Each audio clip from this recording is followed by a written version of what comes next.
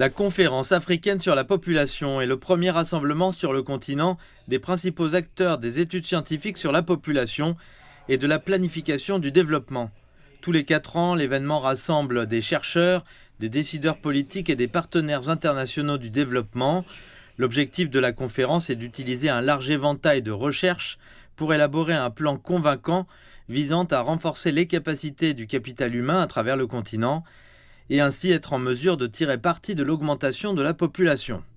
Lorsque l'on parle de dividendes démographiques, la façon la plus simple de l'envisager est de se demander quel sera l'avantage économique que les gouvernements obtiendront lorsqu'ils concentreront leurs efforts de développement sur les populations.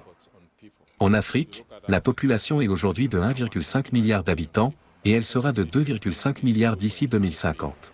Outre les recherches essentielles sur les questions de population, de santé et de développement qui sont discutées, l'événement se concentre également sur l'urbanisation, le développement économique et le changement climatique. La conférence africaine sur la population est également l'occasion pour les dirigeants gouvernementaux d'aligner leurs objectifs de développement sur les dernières recherches en matière d'études démographiques. Et cela permettra d'obtenir le meilleur rendement pour des pays comme le Malawi, qui doivent être très prudents dans leurs dépenses. Un pays comme le nôtre, qui dispose d'une marge de manœuvre fiscale très réduite et qui est en proie au surendettement, se demande où il faut chercher les priorités en termes de financement.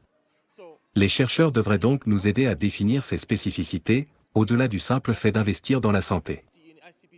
Pour l'instant, les délégués se félicitent de ces occasions de partager et d'en apprendre davantage sur la science qui sous-tend le développement démographique et espèrent que les informations vitales présentées permettront au gouvernement de toute l'Afrique d'offrir un avenir plus radieux à ce continent en pleine croissance.